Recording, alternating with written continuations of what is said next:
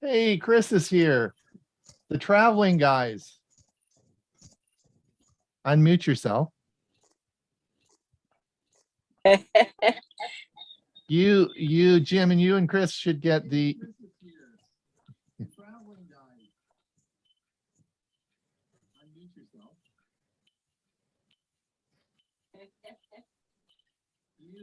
Getting an Jim echo. has his hand raised. We've got a delay there.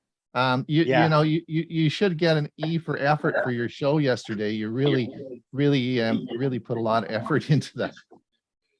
Yeah, and Chris, you're muted. Jim, you're muted. Go ahead, Jim. Yeah, well, I wanted to mute while she was getting out of my way. I went on, and then of course she had to get on, and then we have echo, and yeah, it was a struggle. Thank you for watching. That was quite the thing. Yeah, bandwidth is so important. You know. So Yep. we were on StreamYard for the show part, and normally that works really well with low bandwidth, but we tried to add up some videos, and the first one did fine, and the second one kind of crashed on us, but hey, that's but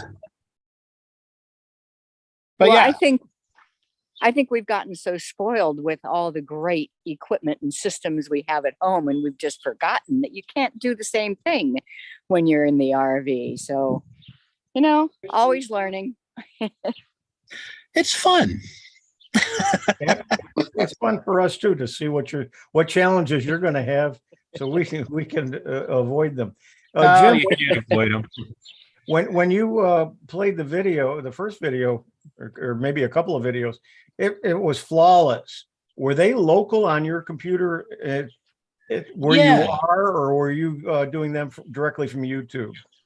Those were local to my drive, and using the StreamYard tool to share video, it makes it so easy, and it works really, really well normally.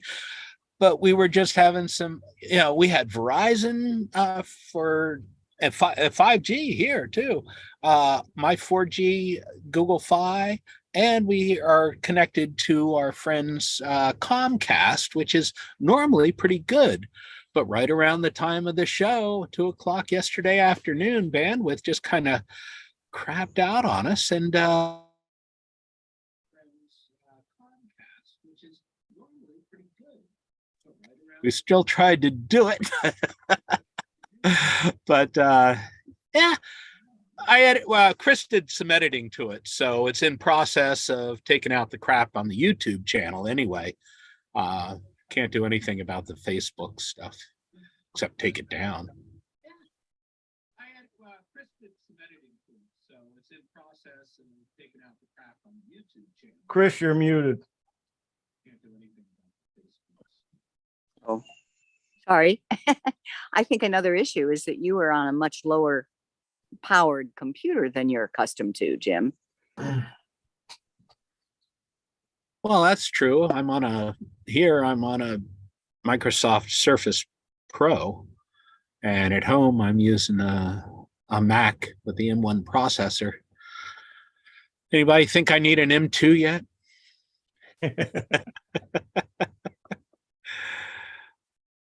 Yeah. Just before we left, I was having some issues with the Mac, and so we'll see what's going on with it. Hewie, I are you read getting in any some- feedback? Like I'm getting a loop. There's some audio problems here. Are you getting that, or is that just me? No, Jim, Jim, and you I froze. heard that the M2 was actually slower than the M1 in certain cases. I'm not surprised. I would believe that. Whatever and they're going to upgrade it and stuff. I don't know what, I got the M1 just because I wanted it for the experience and to see how it was with editing, and because I could use the same editing software on either platform, and it was time for a new computer. That's the way I went, and that's my logic there. Ron, is it a case that Jim and Chris are geographically close? Because when Chris was talking and she was muted, I thought I heard some audio coming through Jim's phone. No, I figured out what the problem was.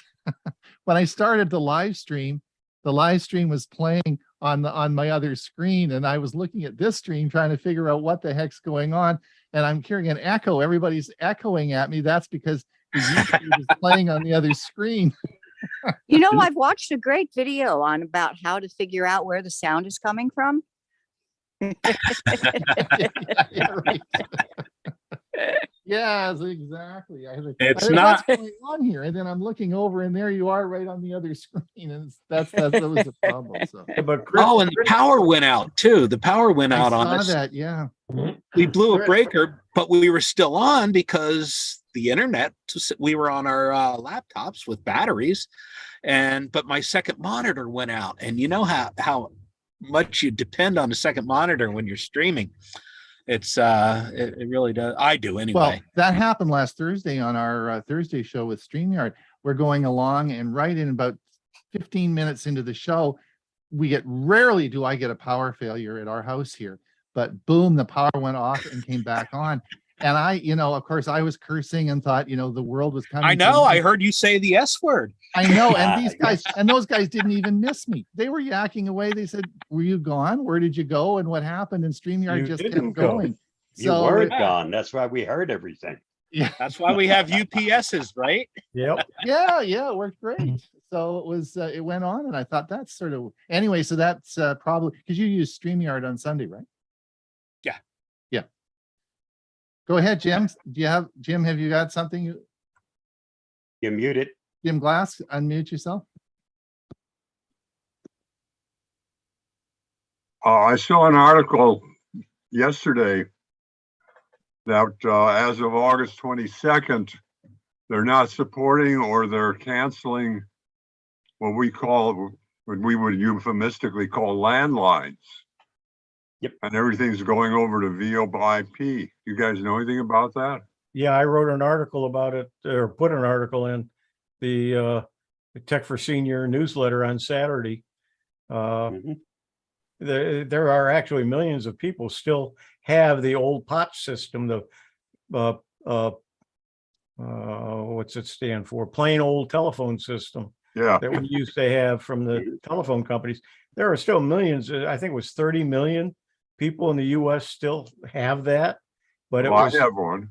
but it was made so, or the law was made that if it's now going to be, you're going to be charged a lot extra if you keep it, because they're trying to do away with it. So they'll keep it, but at an extra charge. Is that it? Well, it'll be up to the telephone company, but because they're going to incur big fees, and I'm sure they'll pass it on to you. And when I say big fees, it could be as much as a few $1,000s. Wow. So Yeah, it's well, I've only kept it. I got the line way back when my daughter was dating a Marine in Guam. And the first time I saw the phone bill, I nearly killed her. I did. But the landline was the only line that worked during the big Northridge earthquake out here. In fact, we were able to switch between the landline, which worked in some of the areas, and then we actually got a cell signal in some of the other areas. So because of that emergency function, we decided just to keep the system. Yeah, but it's old technology, it's copper wiring, and the phone companies are all using internet protocol to send the signal back and forth now. So they've got to do away with the old bots. Carl, go ahead. Is there Sorry. going to be any kind of backup where the power goes out? I mean, that's the nice thing about the POT system, the old one, is you always had a live line. Yeah, a cell is the closest thing to it. As long as the cell towers don't lose power, you're okay. Also, Jim, on a lot of the VoIP lines that particularly the lines that the internet services providers provide, part of the deal is that they all had to have UPS backup on them. So they actually do function in power outage. So they, and in fact, if you look at telephone, if you look at the internet cables on lines, you'll see in urban areas, you'll see the UPS backups on the, because one of the guys took me and showed me on the lines, and no, that's where all each power pole, I don't know, every six power poles you go down, there's a power backup unit to keep the power going on them. For That's 911 fine calls. for this, that's fine for the service itself. It's, Yes, if the customer doesn't have right. backup on their Right. end, doesn't That's make right. any difference. That's right. They still lose. That's right. Carl, go ahead. Yeah, I was gonna ask you, Ron, you switched to fiber service. And the question is, well, let me back up. Over the weekend, I was at Costco and they were from AT&T is promoting fiber. And I have satellite, and it was kind of a quirky thing that if I wanted to switch, I had to move my satellite dish to some other, my daughter's house or something, then I could sign up for the high-speed fiber service. I couldn't just keep, it's crazy. Go No, with it'd the be fiber. great. Go with the fiber and get rid of the satellite. That's all I can say. Well, did you, without the video portion, did you actually see an improvement? Because that's the bottom line. Did you notice an improvement? Oh yeah, I mean, I have a 1 gigabyte. I don't have 1 gigabyte. I have 1 gigabyte down and about 150 up. He's got symmetrical. Fiber will give you symmetrical. It's the same down and the same up. And Hewie's got a gigabyte down and a gigabyte up. But you know, it'll be infinitely faster than satellite. Well, the reason I asked you specifically, because I thought you were getting some dropouts here earlier. Yeah, I don't know what Jim Gould and I Jim has the same problem. I don't know. I don't know what that's about, but it's not due to I have a very, very, very fast system. So How do you know it's not the fiber issue? well, because when I do a speed test on it right now, I get, a gigabyte down and 150, 200 up, right? It's not in any of my equipment. It's because I have all really, really fast equipment. Don't know. I think it's, as you know, it's always the weakest link somewhere. I think in my theory, and I think this is true, is I think it's the allocation of resources within Chrome. And I think it's something to do with how the browser and I don't think it's the hardware issue, because the system tests just fine. And Jim had the same problem, and I think I'm not sure what it is. I don't know. Are you on a Chromebook? No, me? Yeah, well, you said Chrome. Because No, Chrome is browser, either the a Chrome- Chromebook. No, or no, the Chrome browser. I meant the The Chrome browser doesn't enter into it at all if you're using the app. Well, Chrome does enter into it when you're using StreamYard because that's all web. StreamYard, yes. StreamYard, yes. That's but where not I when would you- end up. Right. That's- Not when you're in a Zoom meeting, if you're No. using the Zoom Right. app. Right. Chrome No, isn't our there. after show meeting, our backstage pass yesterday was Mhm. fine in Zoom. Yeah, you didn't have any problems at all. Yep. So, so Carl, I haven't answered. I don't know the Well, answer to that. Well, is it a case that you're not full duplex fiber, and maybe that's an issue? No, it's fast. It's not the system. And I would sure if Costco's got a deal for fiber, go with fiber, get rid of satellite. Satellite's slow compared to fiber. Go with it. If it's available, fiber is a better choice. Much better choice. Just make sure it's available. Right. Where do you live, Carl? What city are you in? I'm north of Detroit, about 25 miles. It's called Troy, Michigan. So and that's a it's- pretty, It's there's a slow. lot Pretty of people. metropolitan. There would be plenty of Yeah, there should be lots of options. for it. available. I would hope that there would be availability. Yeah. But they don't have fiber in all neighborhoods, so you do have to No, they check don't. with your provider or other providers to see if any of them do have fiber. Yeah, don't give up something that's working for something that's speculative. Well, that. All right, Yep. listen, everyone. Sorry, we got to move on. We got to start the show. We have a show to go Yep. here. You got a show? We got a show today. The show's got to get going. So I'm going to mute everybody.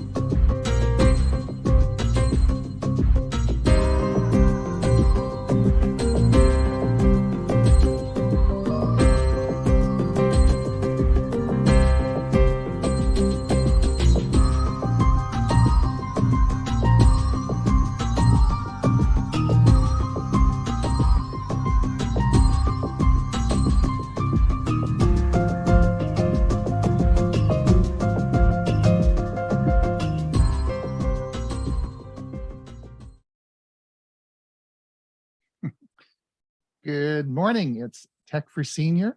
It is episode 126. It is August 22nd and a sunny day in Comox, British Columbia. Today we have a big show for you. We'll be starting with Bob's security update. He's going to tell us how to use the shift and enter keys. Bill James is going to talk on Microsoft OneDrive. I'm going to talk about emergency setup on your Android phone, and Ray's got some great music for us. So it's going to be a great show. If you are listening as a Google or as a YouTube replay, thank you for listening. If you are listening to this as a YouTube short, please click the description and and it'll take you right to the show. So welcome everyone. We have lots of things happening today, but of course you all know that we have a show on Thursday as well. So this Thursday, we're going to be talking a little bit about flip phones. Ray's going to join us, and he's going to give us a few comments on his flip phone. And of course, this meeting is being recorded, and it will be available later on today for a replay. The premier service that we have that will be starting at 1:30 will be 5G. And Hewie Kloos is going to talk about 5G. Hewie's going to talk on his very popular, the part 2, how to listen to a podcast.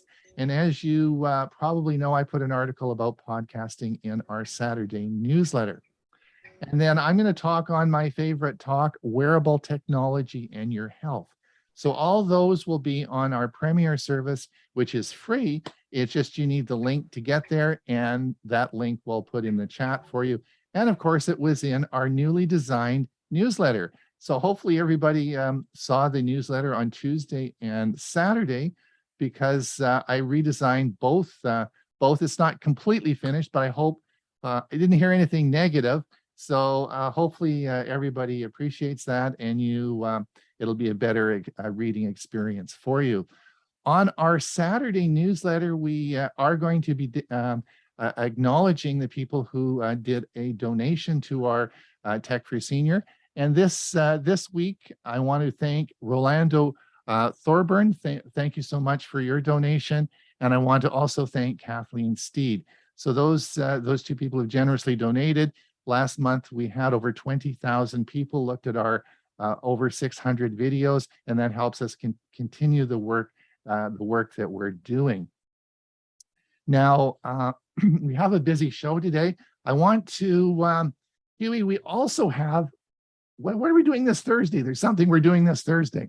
Yeah, we got learning Chromebooks coming up, and I've got to send out reminders today and then again on Wednesday for those people who are already registered. And if you're not registered, you need to go to www.techforsenior.com and click on the link to register for the learning Chromebooks.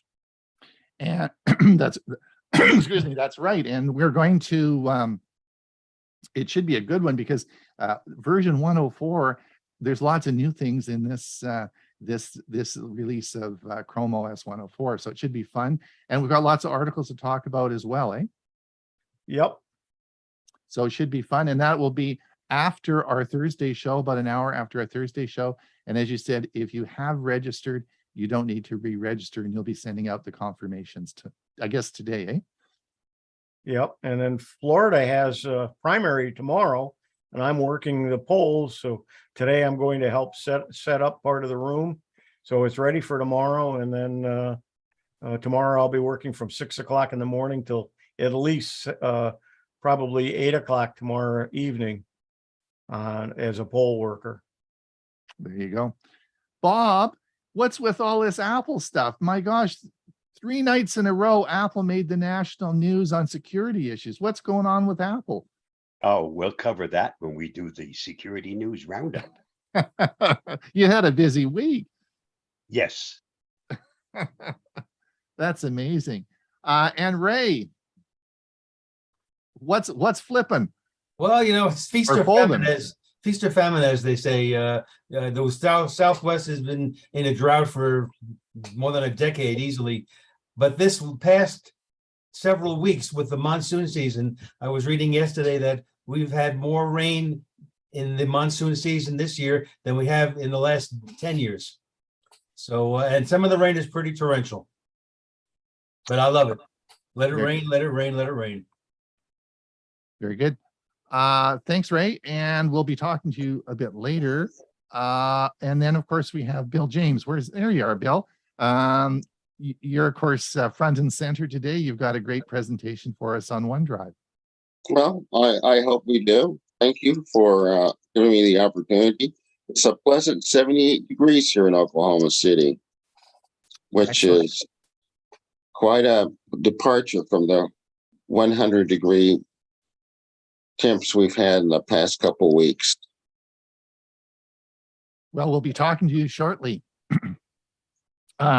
So I want to thank everyone for helping me last week. I made an announcement last week and told everyone that my Ring doorbell went kaput and I needed a new one. And I ordered one for $224. And bingo, one day later, it was on sale on Amazon for $40 less. So you told me last week to contact Amazon and don't take no for an answer. So I did exactly what you said. I phoned up, and of course, the first person on support said, "No, we don't price match. You just too bad." And I said, "Well, I want to talk to your supervisor, just like you guys told me to do, right?" And so I phoned. So they transferred me over to the supervisor. They said, "Oh, no problem. The amount you order on Amazon, don't worry about it. We'll just give you a $40 credit on it." I said, "That's just fine." So I got the difference, and that all worked out just great. So thanks so much for helping me with that. My wife's away this week, and as I was telling everyone this morning, I've got a fleet of robotic vacuums going in the house now. I got 2 upstairs and 1 downstairs, and one and a mop too going. So I'm going to have the cleanest house in the whole world when she gets back and gain some brownie points. So I'm working hard here as I sit. So that's been going well. Big news this week. I'm getting excited about the Pixel Watch, and the Pixel Watch is, of course, coming out this fall. Well, the fall is next month, right? And Google Fi will be integrated into the Pixel Watch. This is big news that just came out this week. So we'll see how this is all going to work. Lots more information about watches as we move forward in this. As we move forward. Well, let's get moving. And Bob, do you want to take it away with the security news update? Yeah, let's hope I got things set up on my end. Whoops, and that's not what I wanted to share, although it doesn't matter.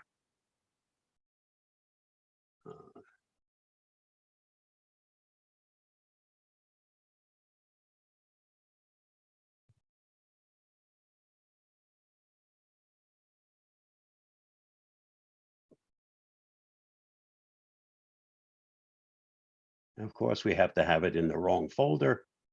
Come here. There we go.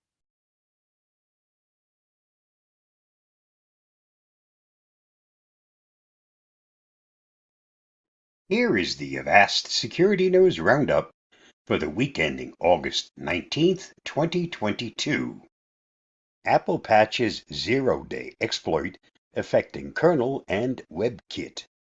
On August 17th, 2022, Apple released 2 security alerts, one for iOS and iPad OS, and one for Mac OS. Both alerts concern Apple WebKit, the open source browser engine powering Safari and heaps of other apps, and the kernel, which is effectively the core of the operating system and serves as a bridge between your hardware and software. Furthermore, although Apple issued 2 security warnings, the vulnerabilities are the same across each Apple operating system. While Apple did detect some exploitation of these vulnerabilities, they didn't reveal how many devices were breached.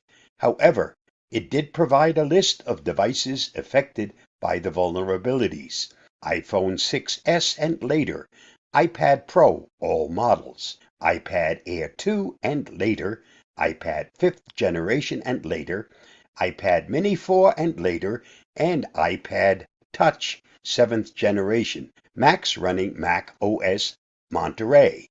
As you might expect, we strongly suggest you patch your Apple devices as soon as possible. Read more on this at Make Use Of. Fitbit appears to be having a bad summer. A string of technical troubles have been plaguing Fitbit, and more specifically, Fitbit users throughout the summer. On Tuesday this week, Fitbit charged 5 owners found it impossible to sync the devices to both Android and iOS systems due to a widespread Fitbit outage during a large part of the day.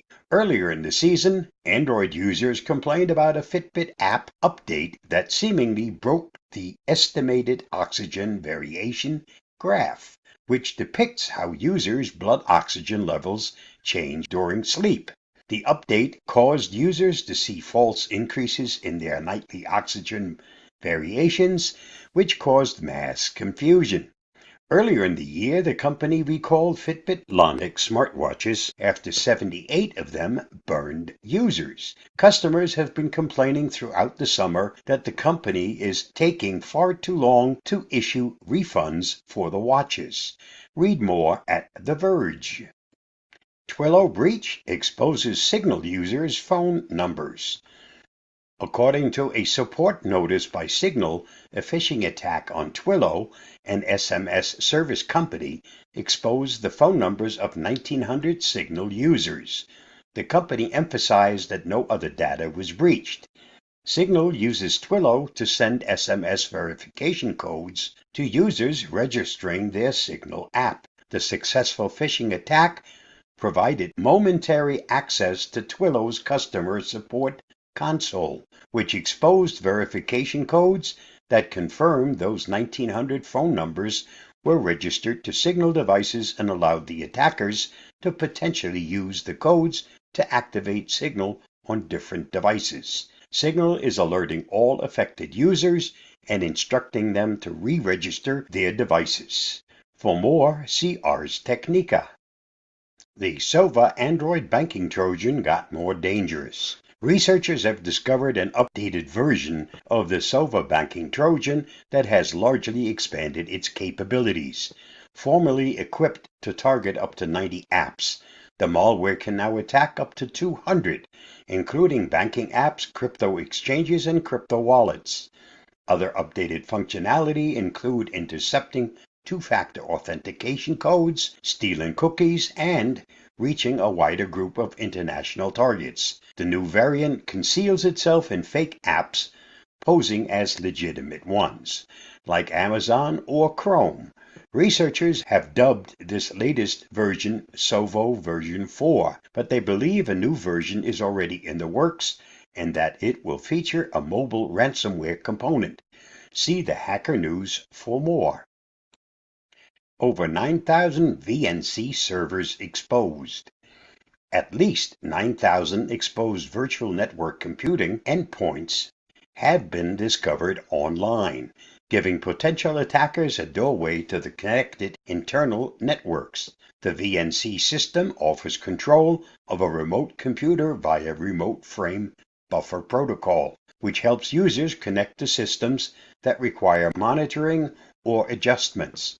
Researchers were alarmed when the exposed VNC endpoints were not password protected because so many of them connect to community and business services, such as industrial control systems and water treatment facilities.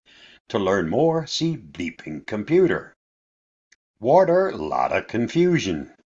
In a bizarre case of mistaken identity, the Klopp ransomware gang claimed to have attacked and breached UK water company Thames Water. Yet the company insists that claim is a hoax.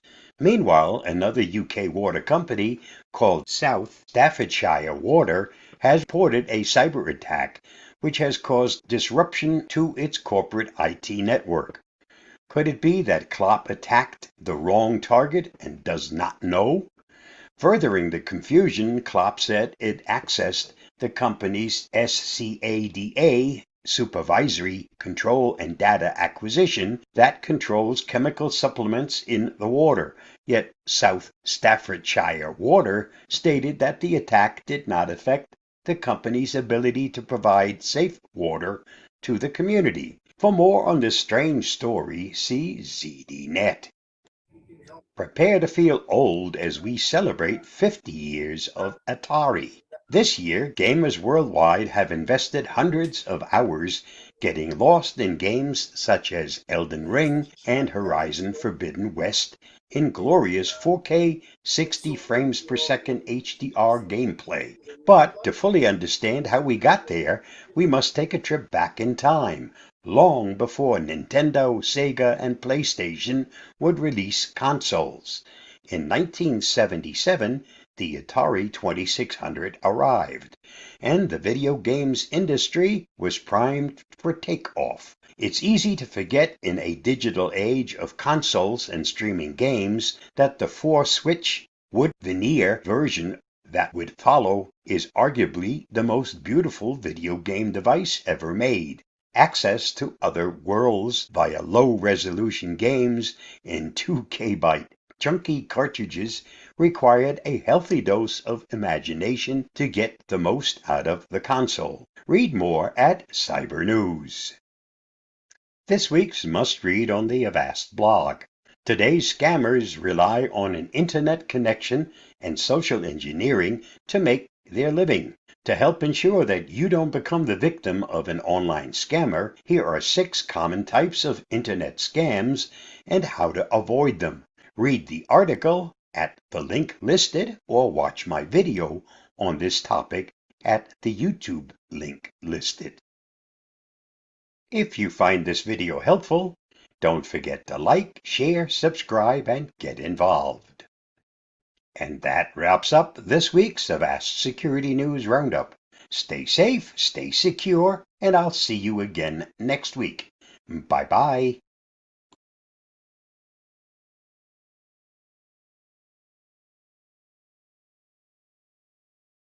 Here's some helpful advice the next time you need to post something on Facebook, Discord, Slack, and Teams. Try using the shortcut key combination of Shift and the Enter keys to skip to a new line without submitting the content. Once you've finished your thoughts, simply hit the Enter button to submit your post. Let me show you just what I'm talking about and how this works. So I'm now on my Facebook page. I'm ready to type something.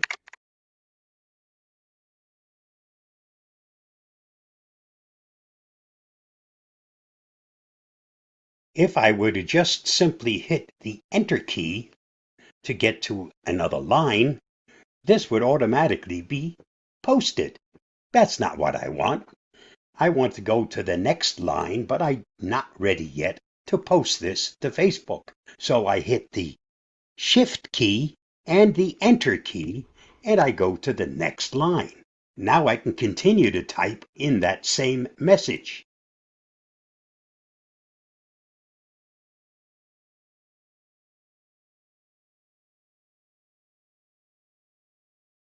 Again, the Shift and Enter key gets me to the next line. Now, when I'm ready to submit all of this, simply hit the Enter key and you'll submit everything. That simple. So remember, if you need to start a new line, simply hit the key combination of Shift and Enter. When you're ready to submit and post it, just hit the Enter for it to be submitted. And this works on Facebook, also works on Discord, Slack, and Teams, and there's probably quite a few other places where this works. Why not give it a try? And if you find something new, let me know. Stay safe, stay secure, and I'll see you again soon. Bye-bye. Bob, Bob, I wish you'd told me that 20 years ago. Yeah, I wish I knew it You know, 20 years ago. like I wish I knew that. Do you know how long that's been a problem whenever I hit enter, it posts the stupid thing? It Yep. just drives me crazy. Why didn't you do that a long time ago? Why did you make me suffer all these years? Same reason I was suffering. I didn't find out until just now. And That's- because I found out about it, I said, whoa, wait a minute. I'm sure I'm not the only one that has that same problem. That's I a just tried it in great the tip. I just tried it in the Zoom chat box and it works there And it too. works there too, correct. Yep. Oh, gee whiz. That's well, that's why I wanted to put it in the show today. I thought this is brilliant. Why didn't we know about this? Uh-huh. Oh, well, there you go. Well, anyway, let's we have Folks, to now for questions, we'll answer all of those at the end Yes. of the show at the during the Q&A. That's right. So now I want to introduce, of course, I don't have to introduce Bill James. Everybody knows Bill James. But I wanted to do a section, and actually has a two-part, so this will be a two-part on OneDrive. And part of the reason is that many of us use Office 365 or Microsoft, and we have this as it's installed on your system and we never use it. Or if you get confused and you don't know what it is, and you get confused with Google Drive. So Bill is going to enlighten us and tell us exactly what this is all about for the beginner, just to the people starting out. He's going to give us the basics on that. Take it away, Bill. Did I make you co-host?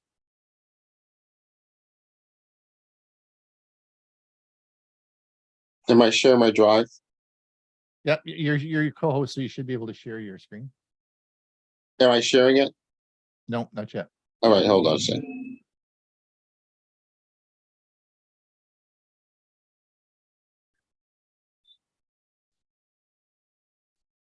There you go. Got it.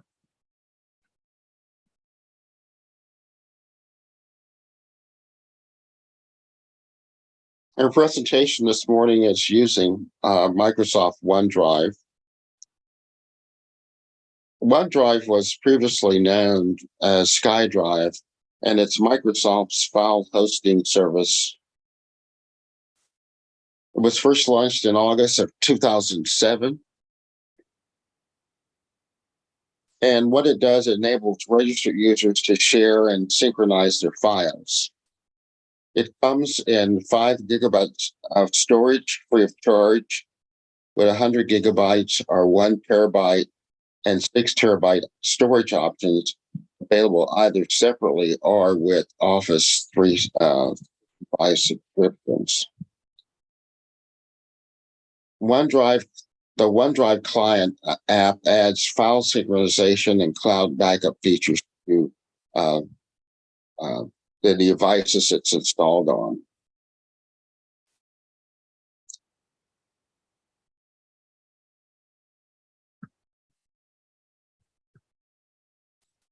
Some of the features of OneDrive is versioning. OneDrive keeps older versions of all files for up to 30 days. It has a recycle bin, which allows users to choose to delete what users chooses to delete. Is stored there for a time and can be reinstated until they are ultimately purged from OneDrive. You can download as zip files. Entire folders can be downloaded as a single zip file. For single downloads, there is a limit of 15 gigabytes. The total zip file size limit is 20 gigabytes, and up to 10,000 files can be included in a zip file.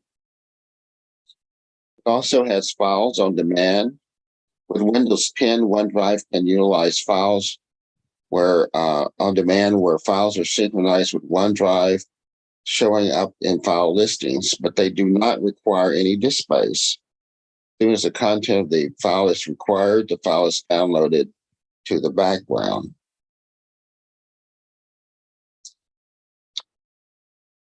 There are client apps for OneDrive. You have it's available in Android, iOS, Windows 10, Windows 11, Xbox 360, Xbox One, that allows users to browse, view, and organize files stored on their OneDrive cloud storage. OneDrive desktop application for Microsoft Windows 8.1, 10, and 11, and Microsoft OS, which is 10.7 Lion or later, allows users to synchronize their entire OneDrive storage with their computers for offline access between and multiple computers. The OneDrive client for Windows allows users to fetch the content to their PCs via the web browser, provided the user enables that option. Mac OS users can fetch from a PC, but they can't do it vice versa. The Android and iOS versions also allow Clamor photos to automatically be uploaded to OneDrive. There are several plans and upgrades that are available. If you subscribe to Office Microsoft 365, which is now known as Microsoft 365 Family, it's $99 a year, and it allows up to 6 people to have a terabyte of storage. And then there's also the version, if you don't wish to, don't need the family version, you can buy the personal version, which is $9 per year. It also comes with 1 terabyte of storage. And for those that do not subscribe to Microsoft 365, there is a standalone version which offers 100 gigabytes for $19.99. And that would be additional to the 15 gigabytes that you get with that comes along with Windows. And then, of course, I'm sorry, I said 55. I'm sorry. Then there's the OneDrive Basic, which is 5 gigabytes, and that comes standard with the Windows operating systems. So to get OneDrive's installed on your computer, you want to do that only if you're not using a Windows 10 computer. If you have a Windows 10 computer, it already has OneDrive pre-installed. If you don't have Windows 10 or a standalone copy of Office 2016 or later, you can install the Windows version of the OneDrive Sync app by going to that URL.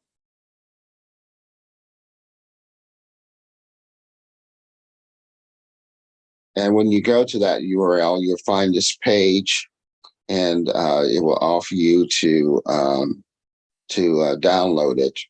And again, if you already have it installed, you don't need to do this at all.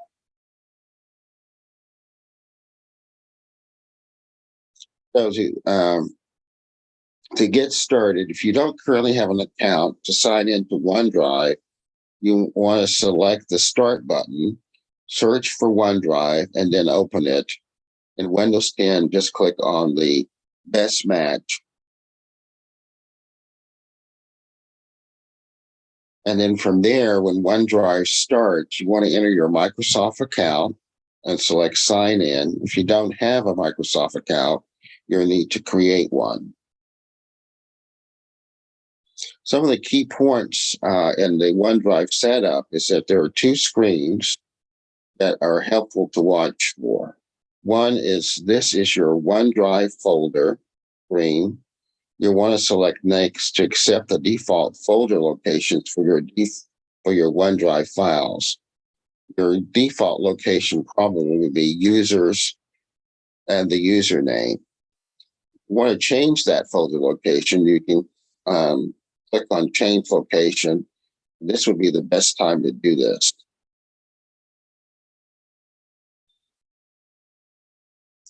On the all your files ready and on demand screen, you'll see how files are marked to show them as online only, local available, or always available.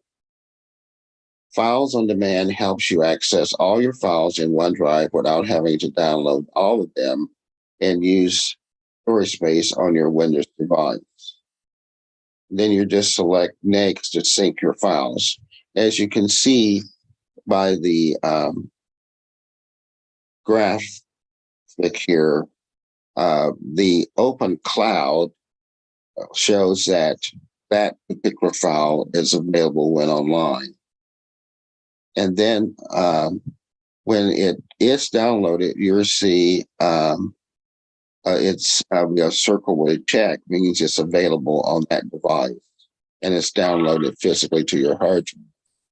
You can also mark your important files to ensure that they're always accessed, even when you're offline. So that means that even though you do not have internet access, you're still able to access that file.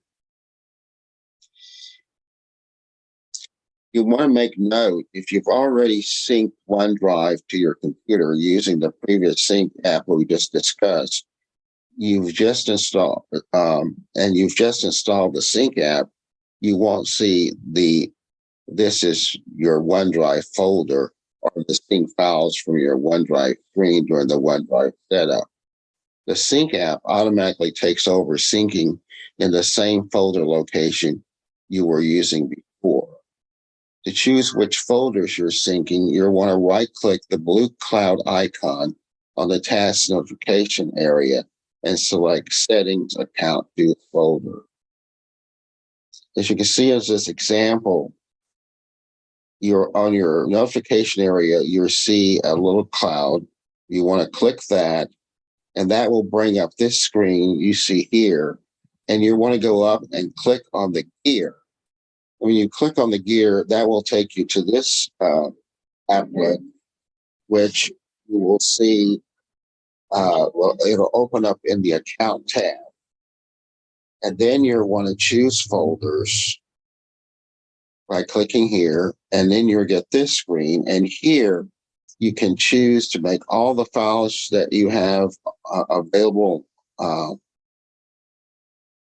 online, or you can go in and pick and choose the ones that you do not want to be OneDrive, just the ones that you want to store there. And then once you've chosen the ones that you want to put in OneDrive, you just click OK.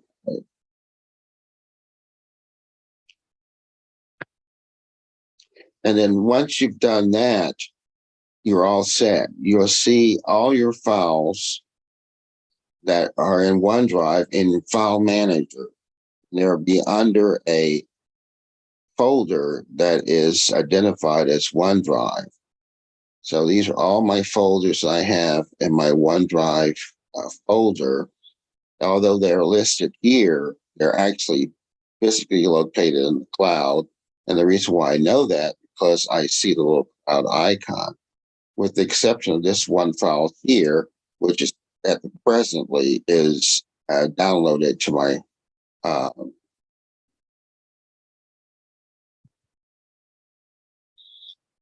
So once you've done that, you will have a new white and blue or blue cloud icon. And you may have both on your notification area, and your files are synced to your computer.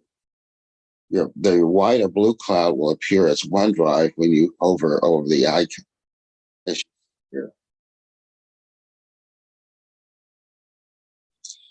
Anytime you want to change the folder you sync on your computer, you're want to right click on that cloud icon I just showed you.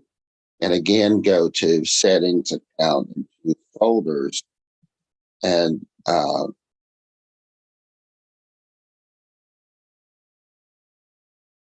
you can then make changes of which folders you want to sync to the cloud and which ones you do not. You also will see you can find other information such as settings, backup, network, office, and about. One of the signature features of OneDrive is files on demand. It gives you the ability to browse through your entire collection of OneDrive files using the File Explorer, even if those files are not synced to your PC. Dropbox has a similar feature called Smart Sync, but it's only available on the paid plans. If you open a file, OneDrive downloads it immediately. That's the on-the-demand part. And you can also mark files to be available even if you're not connected to the internet. To use this feature, you want to right-click any file or folder and then click Always Keep on this device. A solid green icon in the status column shows which files are available offline. Well, here's the example. The solid green check mark indicates files are available locally even when you're offline, as you hear. If you no longer want to keep those files offline, you can right-click on the file or the folder and then click Free Up Space to remove the local copies. They remain available in the cloud on demand. Here's a bigger picture. As you see here, the picture folder is now downloaded to and available on my PC, while the other ones, documents, and the shared folder is still in the cloud. It's also, you can tell it's shared because there's a little people icon next to it. The music folder has the circle that's going. That means it's being synced.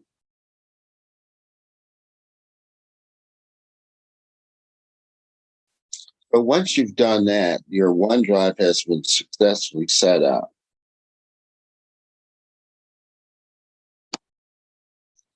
Next week, we'll discuss using OneDrive as a backup. We'll talk about OneDrive Web.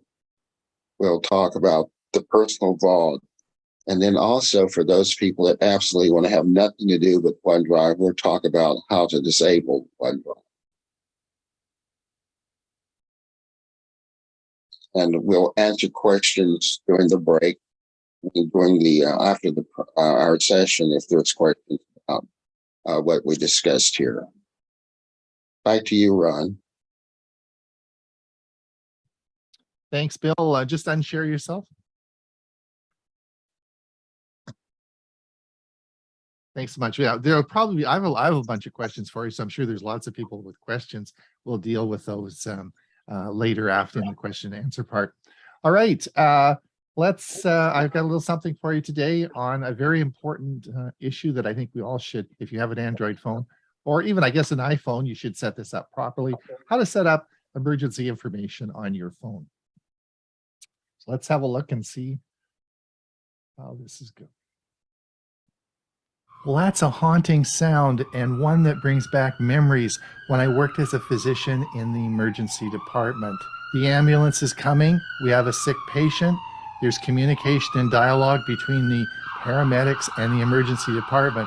We have to get ready, and the more information we have about patient coming, the better off we're going to be.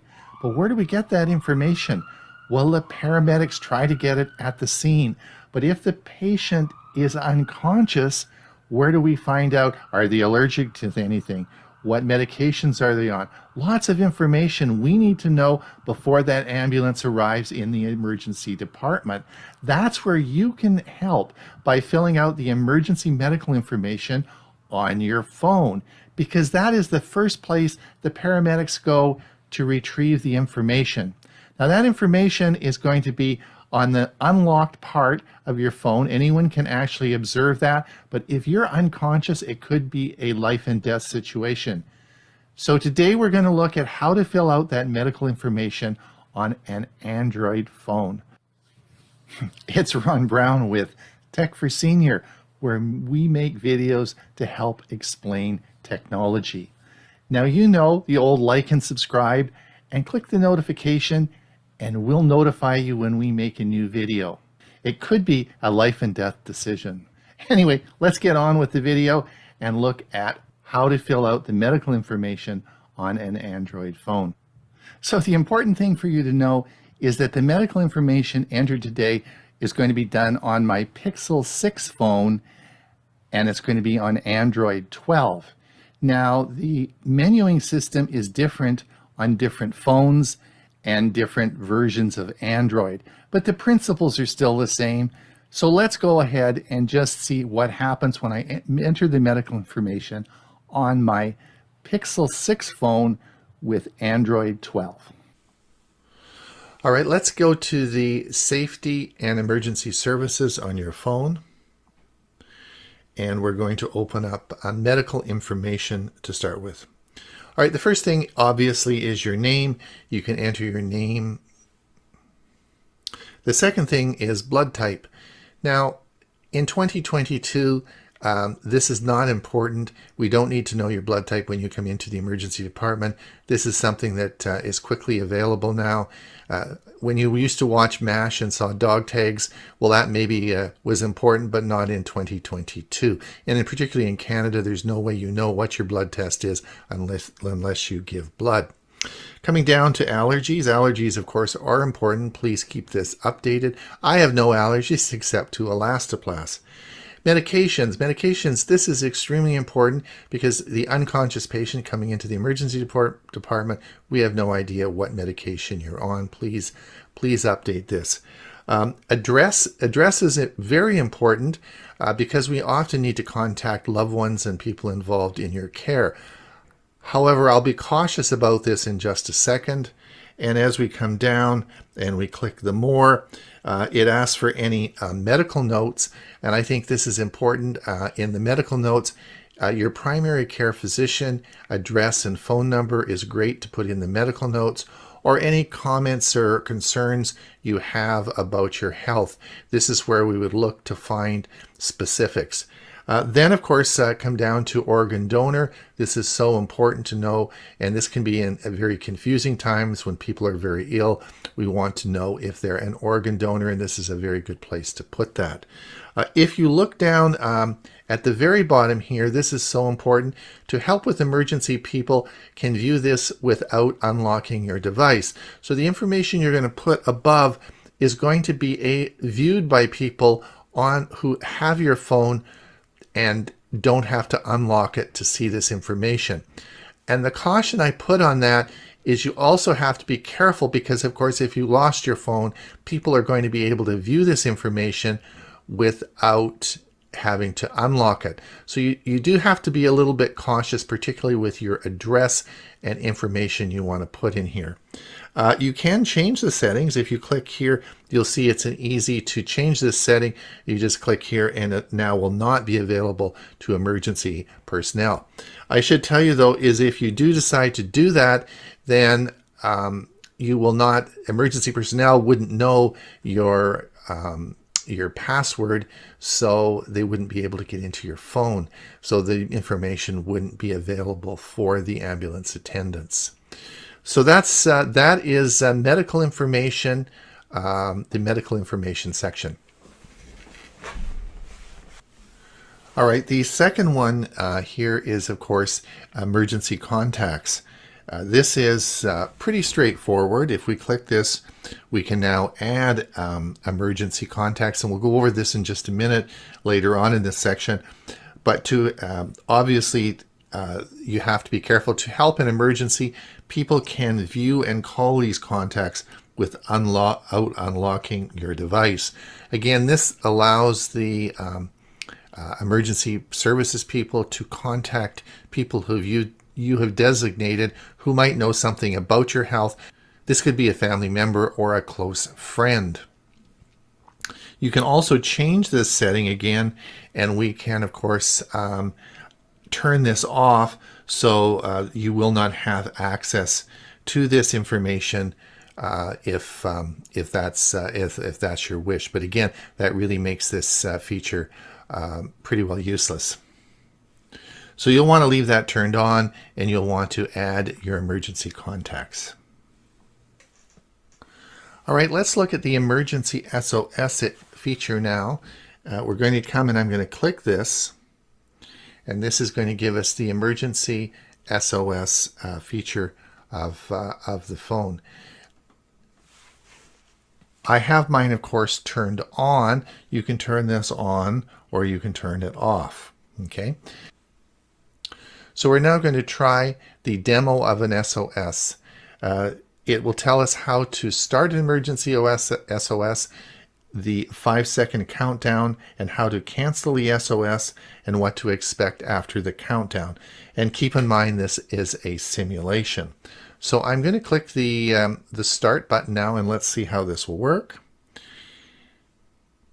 So that's how you would click it 5 times, the power button, 1, 2, 3, 4, 5, and this is going to start the sequence of events, 1, 2, 3, 4, 5, and this is going to start. So we're going to go to the next step, and you'll see the countdown timer, and it's going to call emergency services. So what to expect after the countdown timer? Calling, sharing, and recording will automatically start. You can choose which of these features you want to use in settings, and boom, this is all going to start a sequence of events. So now we're back at the main menu. Let's look how we would set this up. If we come down, first of all, there is a sound, an alarm sound that will be played, and this is an example of what the sound is going to sound like.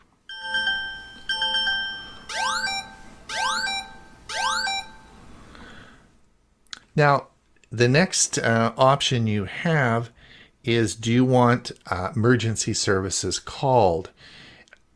In most cases, I would think you would probably want 911 called. But if you had a medical problem in which required a lot of care, you may have this set up so that you turn this off, and you could then just have your close contacts called for an event. So you may not always want 911 called. So all as I'm showing you here, in most cases, you would leave this on. The next feature is sharing the info with emergency contacts. Now, if you add your emergency contacts in here, then these are the people that could be contacted rather than 911. So if you had, let's say, an elderly patient you were caring for, and they had maybe a fall and didn't need 911, maybe if you lived in the same house, then they could simply, this would contact you rather than 911. So you have your option, and you can certainly have both on here so that it would contact both emergency services and both your emergency contacts. You can actually, if we click on, you can actually record a video. So you can record a video that would play for the emergency services, which is sort of interesting. To record the video, it's very easy. You just click here and record. Auto share. After backup, a link to the download your video is automatically shared with your emergency contacts. You can choose to cancel sharing when recording ends. So you can either share this or share it. So you have your option of either sharing or not, and your phone records up to 45 minutes per video. So you can have a fairly long video if you want it played. So this is an option that you can actually share your video, and if you do have some complicated medical problems that you want to create a synopsis and have it available, this is a good option for you. Okay, let's look at car crash detection.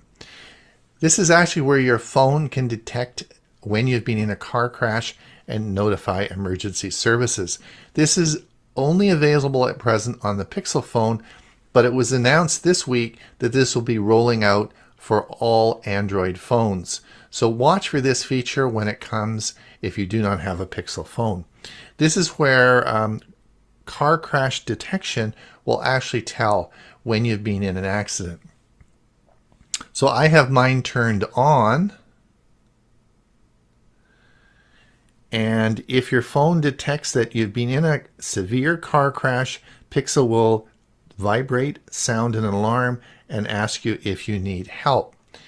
If you don't respond, Pixel will attempt to contact 911 and provide your location and car crash data. So let's see how this might look. We're going to try a demo. Car crash detected. Say, emergency, to call 911 now. Otherwise, say, cancel. And you have 60 seconds to make up your mind. And if you click I'm okay,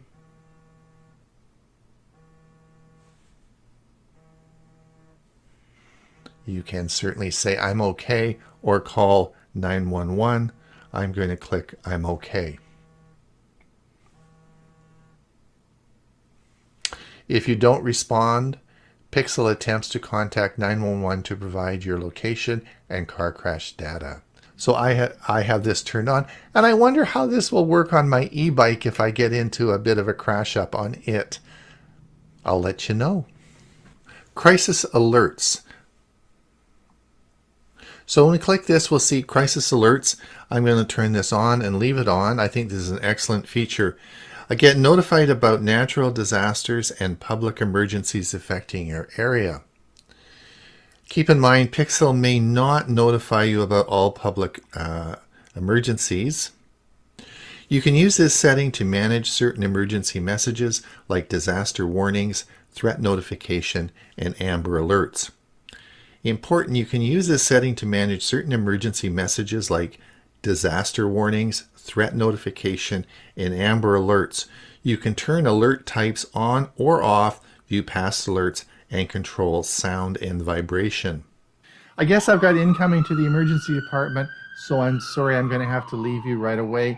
Please help us by filling out the emergency notification on your smartphone. It makes a big difference and certainly will help us save lives in the emergency department. It's Ron Brown with Tech for Senior, where we make videos to help you understand. Okay, Ray, are you ready to roll? Yes, sir. That's okay. Just hold on, Ray. I gotta just. I forgot to think say so. goodbye. I forgot to say goodbye to our I was YouTube waiting. people.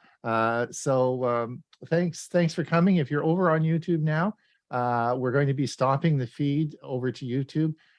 You're most welcome to come over to our to the Zoom show, and we will be happy to enter in, and you can watch the Q&A later on. All right, let me just